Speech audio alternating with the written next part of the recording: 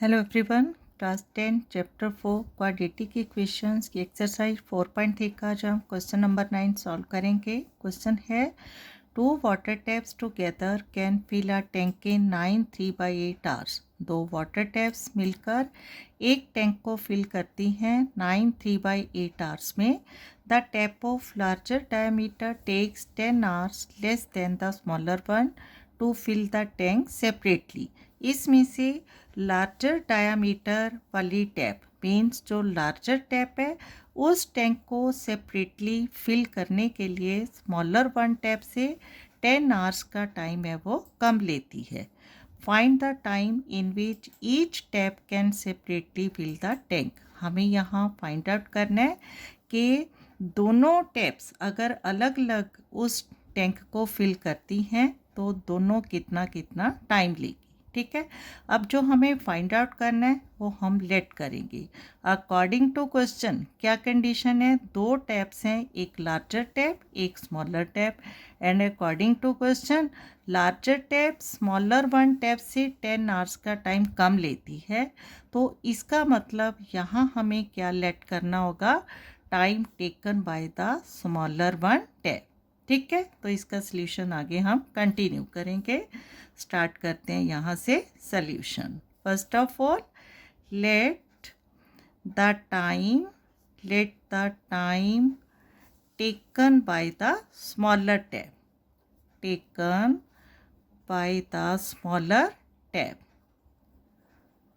Smaller tap भी यहाँ लेंगे x आवर्स।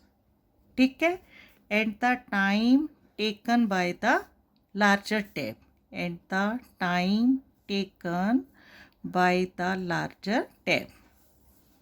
लार्जर टैप भी कितना हो जाएगा, x माइनस 10 आवर्स। ठीक है, क्योंकि लार्जर टैप स्मॉलर टैप से 10 आवर्स कम लेती है, स्मॉलर टैप x आवर लेती है, तो larger tap x minus 10 hours. ठीक है, एंड बोथ द टैप्स, ठीक है, and the time taken bye, ठीक है, taken by both the taps, ये भी कंडीशन दी है हमें, बोथ द टैप्स टुगेदर, दोनों मिलकर टैप्स मिलकर उस टैंक को कितने टाइम में फिलअप करती हैं, अकॉर्डिंग टू क्वेश्चन 9 3/8 आवर्स में। ठीक है, इसको भी यहाँ नोट करेंगे। 9 3/8 आवर्स मीन्स कितना हो जाएगा, 8 9 the 72 plus 3 75/8 hours.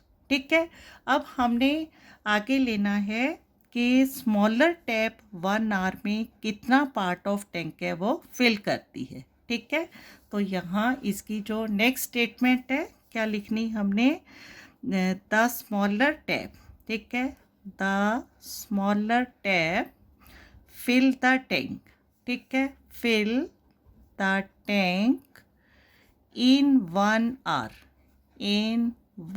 hour is equal to 1/x part of the tank.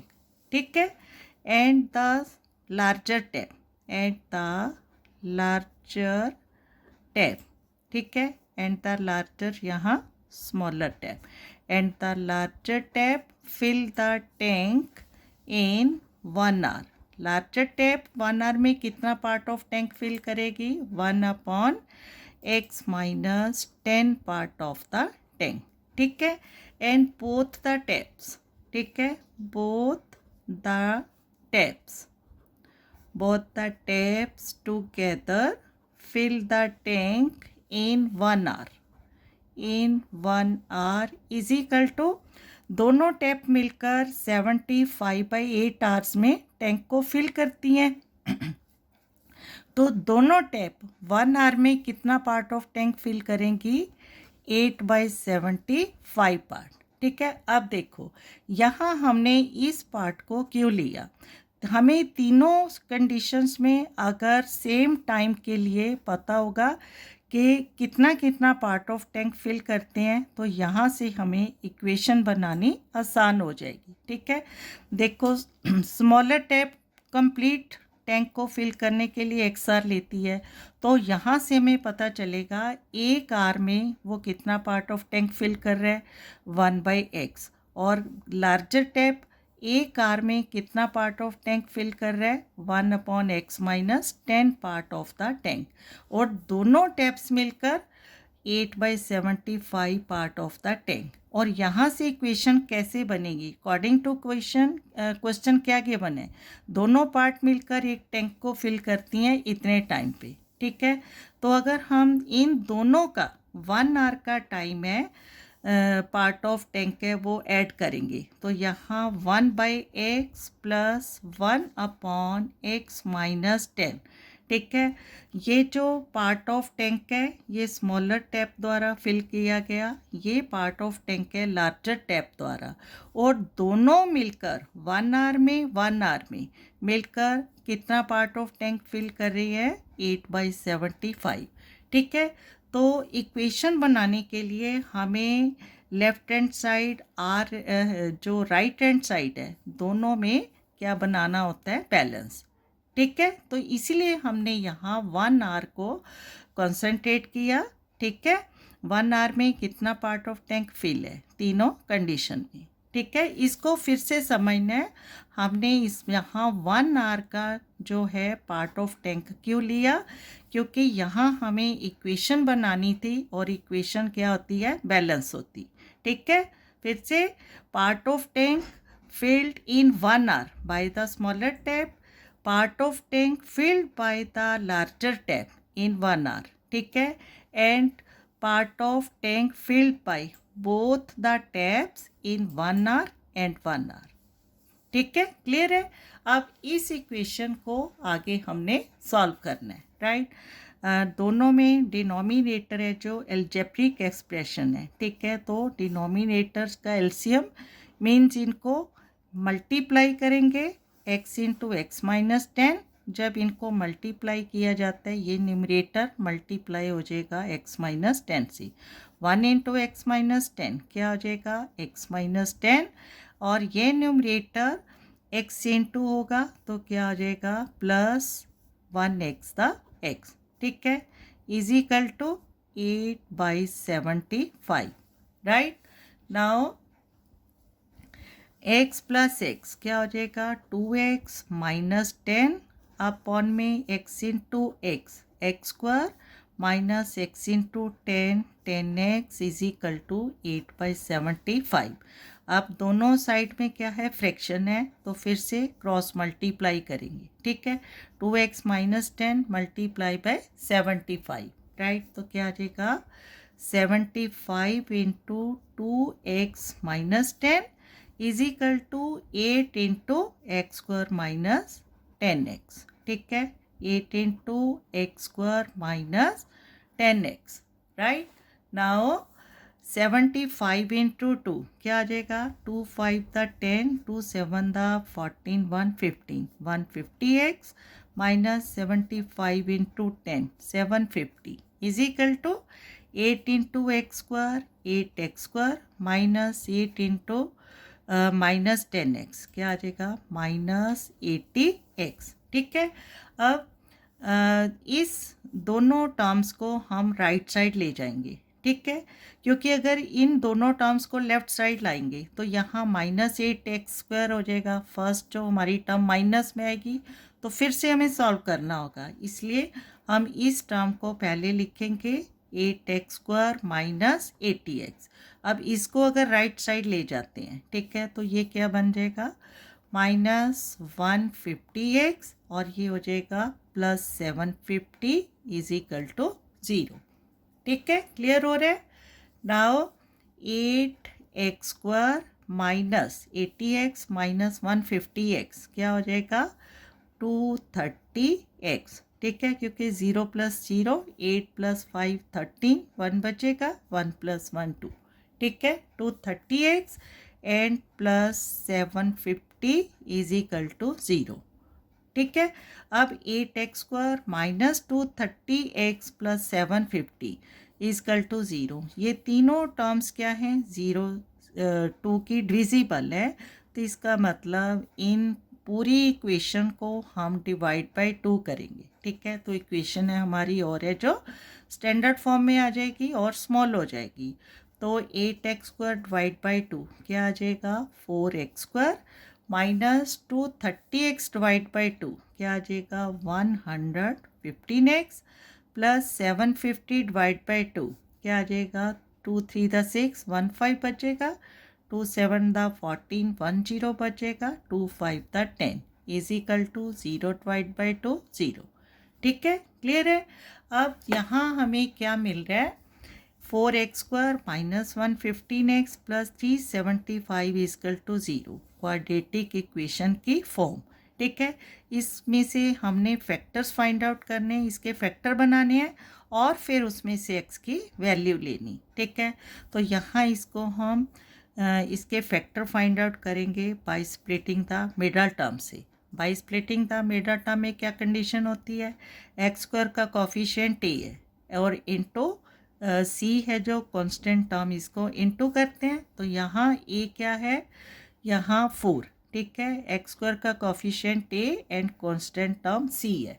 ठीक है, तो a4 इंटू c 375 इनको इंटू करेंगे क्या आ जाएगा 4 5 the 20 4 7 the 28 plus 2 30 4 3 the 12 plus 3 15। ठीक है, अब 1500 के ऐसे फैक्टर्स फाइंड आउट करने हैं जिनको प्लस या माइनस करने से हमारा जो मिडल टर्म है 115 मिले। ठीक है, तो यहाँ देखो इसको देखने से हमें पता चल रहा है कि इसके क्या फैक्टर बन जाएंगे। एक तो 100 इंटू 15, ठीक है 1500 द 1500 हो गया एंड 100 प्लस 15 क्या हो गया 115। ठीक है, क्लियर है। तो जो मिडल टर्म है इसके दो फैक्टर हमने क्या लेने हैं 100x एंड 15x। ठीक है, अब यहाँ 4x² माइनस, ठीक है जो हमने फैक्टर लिए हैं 100x plus 15x plus 375 is equal to 0। ठीक है, अब ये ब्रैकेट ओपन करेंगे तो क्या आ जाएगा 4x² minus 100x minus plus minus 15x and plus 375 is equal to 0। Right, now इन दोनों टर्म में से हमने कॉमन फैक्टर लेना है। दोनों का कॉमन फैक्टर क्या आ जाएगा 4x। ठीक है, क्योंकि जो 100 है 4 से डिवाइड हो जाता है तो यहाँ 4x² है, 4x कॉमन लिया क्या बच गया यहाँ से x एंड माइनस 25। ठीक है, अब इन दोनों टर्म में से क्या कॉमन आ जाएगा 15। Right, x and minus plus minus 375 को अगर हम 15 से डिवाइड करके देखते हैं तो हमें क्या मिलेगा 25। देखो क्योंकि 15 टू द 30, 37 के नीचे अगर 30 आएगा तो 7 5 बचेगा एंड 15 5 द 75। ठीक है, इज इक्वल टू 0। तो यहाँ क्या है x माइनस 25 दोनों में कॉमन फैक्टर है, x माइनस 25 लेंगे और यहाँ 4x माइनस ये 15 इज इक्वल टू 0। ठीक है, अब क्या लेना है दोनों में से x की वैल्यू, तो यहाँ हमें क्या मिलेगा x minus 25 is equal to 0 लेंगे तो x क्या हो जाएगा 25 और यहाँ से 4x minus 15 is equal to 0 लेंगे तो 4x is equal to 15 and x is equal to 15/4। ठीक है, क्लियर है। अब हमारे पास क्या है x की दो वैल्यूज़ हैं और x हमने लेट की है time taken by the smaller tap. ठीक है, तो फर्स्ट ऑफ ऑल अगर हम लेते हैं time taken by the smaller tap x is equal to 25। ठीक है, तो क्या आ जाएगा यहाँ बाय टेकिंग, ठीक है bye taking x is equal to 25 then the time taken by the smaller tab।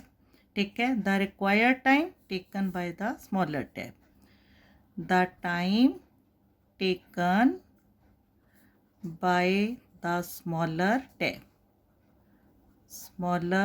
tab is equal to क्या आ जाएगा 25 hours।